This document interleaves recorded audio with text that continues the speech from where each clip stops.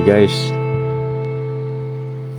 ngayon pala magsiseltos tayo ngayon. Kaya lang hindi ibon ang isiseltos ko. Yung sarili ko kasi kinakalawang na eh. Kaya bago natin iseltos yung ibon ito muna. Itong pigeon panshir muna ang seltos natin. Kinakalawang na. Kailangan ng palakasin yung respiratory dahil panay na lang tayo kalapate. Kaya tomorrow morning ibon tayo.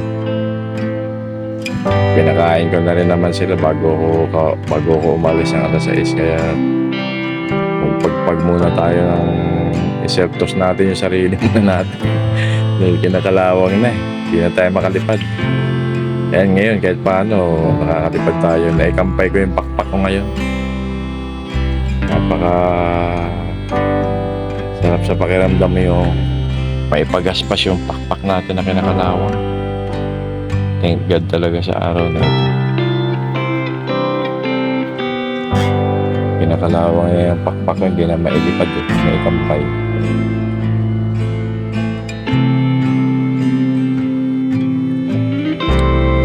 Update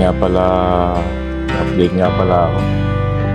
Bali, isa lang ibon ang naiklock ko last Sunday. Pero the next day, umuwi si Batik. Kaya ang ibon ko ngayon, 2. Hopefully, umuwi din si White Flight. Hindi nakauwi si White Flight. Nawala si White Flight. Ewan ko, hinihintay ko nga sana makauwi pa rin. Para may condition siya at may karga. Hoping against hope, sana makauwi siya. Kaya ang presently na ibon ko, 2. Possible na may karga. At nang may self-toss muna kahit sa malapit lang may self-toss. Come Friday, yun, may karga yung 2. Sana makahabol pa, makauwi si White Flight.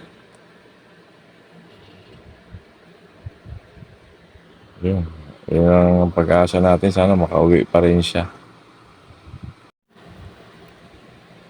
Kargahan na ng 3rd lap sa Friday.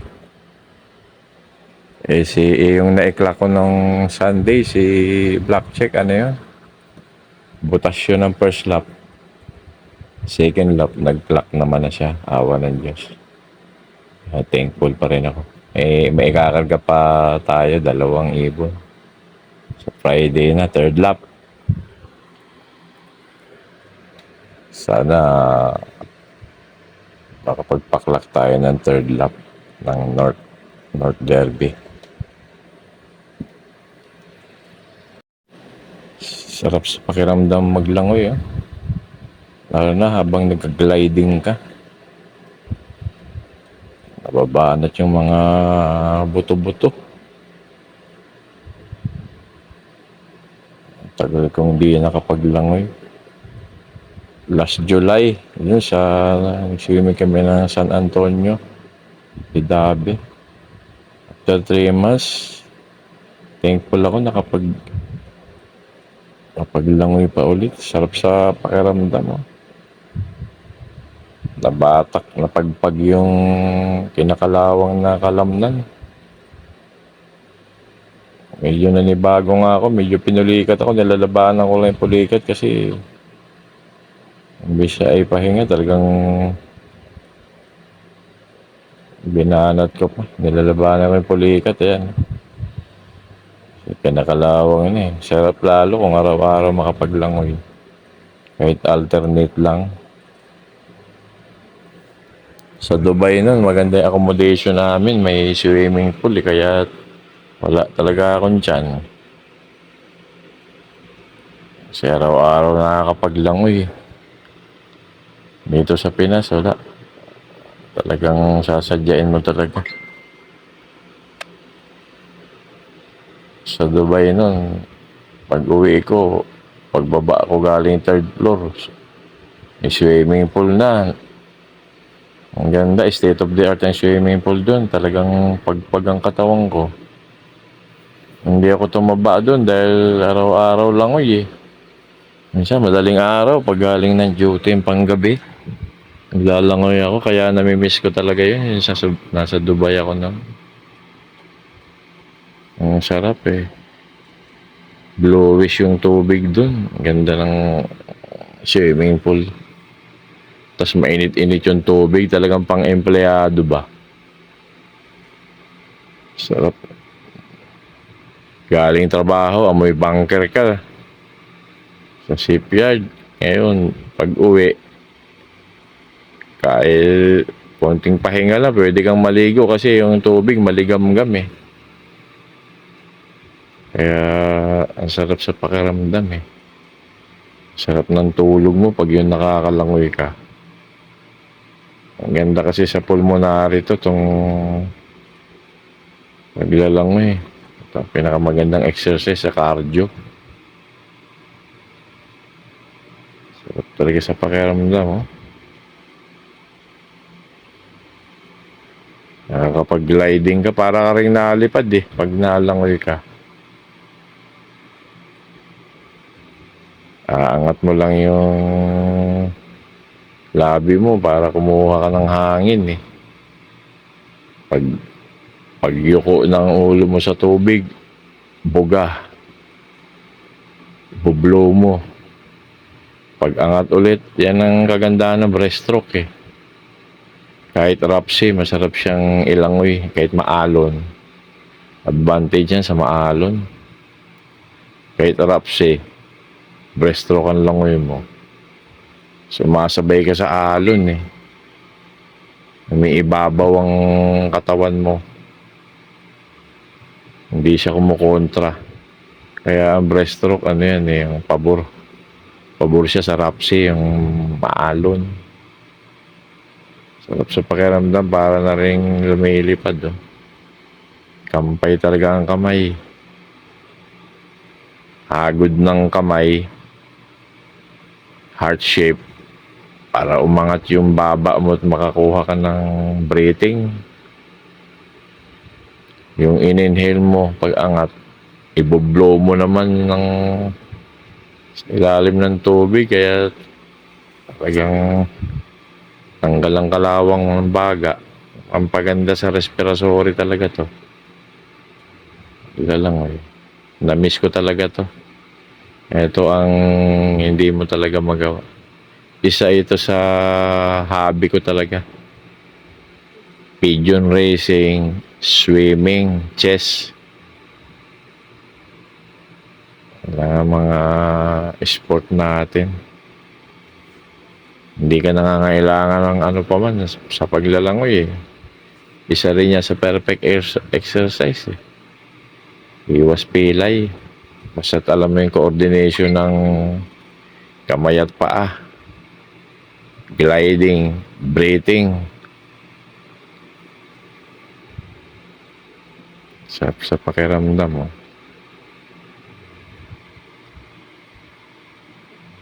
Nakaka-9 na pala ah. Last lap. Last lap na ako guys. 10 laps. Kaya. O gugulong na. 10th lap.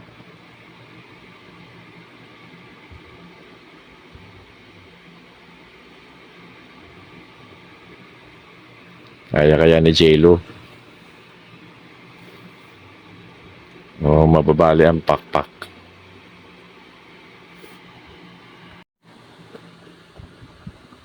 Ang isang bansa na hinahangaan ko rin pagdating sa sport o swimming, yung Singapore. Madalas yan pagka day off ako, may project kami sa Singapore. Ano yan, yung lahat halos ng station nila may swimming pool. Yan ang paboritong sport ng Singaporean, swimming. Madalas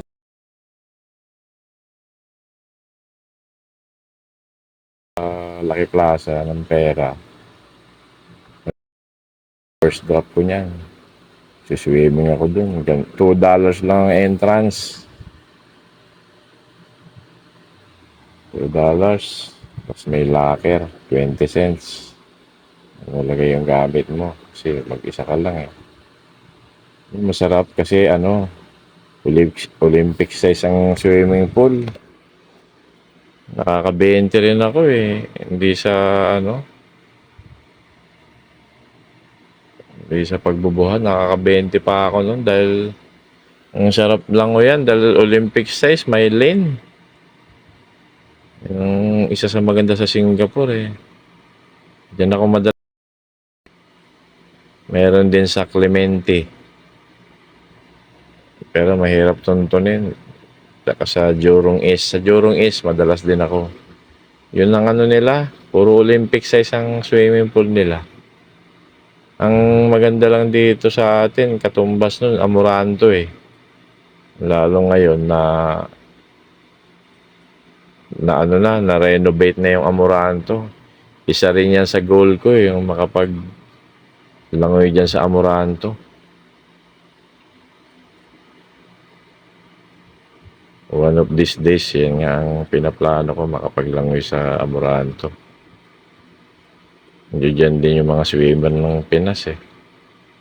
Yan sila nagpa-practice. Kasi nga maganda ang facilities na yan sa panahon ni Belmonte.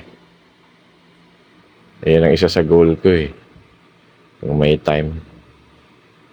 Mura lang naman entrance din sa Amoranto. Masarap maglangoy. Hindi ka madidisturb kasi may lane. Hindi gaya dito sa luckily walang tao ngayong Tuesday. Dito sa Vista. Grotto Vista. Solo ko yung pool. May ibang naglalangoy, mga ilan pero in this very moment wala halos, solo mo. Parang parang lumilitaw nga, parang arkilado mo yung buong resort eh. Ayun nakakapaglangoy ka kung weekend dyan, hindi ka makapaglangoy dyan. Nung langoy nga namin sa Antonio de Dabe last July, hindi ka makalangoy eh kasi Sunday. Talagang banggaan. Samantalang to bihira. Very rare, very phenomenal tong ganito na Grotto Vista. Sa bagay, hindi na to gaanong puntahin dahil nagsawa ng mga tao. Pero kita mo, sarap lang o yan, no? Wala kang makakabangga. Yan ang kulang sa Pinas eh, mga swimming pool area. Singapore talaga. Naalala ko talaga ang Singapore. Nakakamiss yung bansa na yung ganda. 2007 hanggang 2010 nandyan ako eh. 2007, 2008, 2009, 2010. Ngayon, pag nasa Singapore ako, talagang everyday off ako. Minsan, pag absent ko, naglalangoy din talaga ako. Makakasabaya mo pang lumangoy sa Singapore, mga swimmer ng Singapore eh, mga babae. Sumasabay talaga sila maglangoy.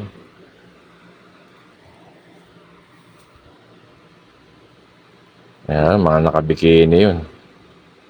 Lalangoy ka. Sasabay pa, mababait ang mga babaeng Singaporean. Pero yung mga lalaki, naglalangoy ka, nagda-dive. Nakakatawa na sa Singapore eh. Lalangoy ka, nasa lane ka dahil may mga lane yun eh. Olympic size eh. Biglang mga maskulado katawan nila. Nakatrunks lahat yun. Biglang lilipad habang naglalangoy. Na-insecure eh. Galing naman sila. Pag nalangoy ka na insecure eh, magda-dive. Hindi ko alam, baka Yung kasabayan kong nalangoy na, ano, baka ano niya. Nalangoy ako nun sa may Red Hill. Ay, sa ano, sa Jurong East. Alam na nandiyan dyan ka. Eh, may ano doon, may diving pang Olympic. Mula doon, ako, hindi naman ako natalon sa ganun eh. Ako, langoy lang eh. Biglang liliparan ka ng ganun. Para bang ano sila, nagpo-provoke. Lalangoy ka lang naman. Pero napaka-enjoyable doon.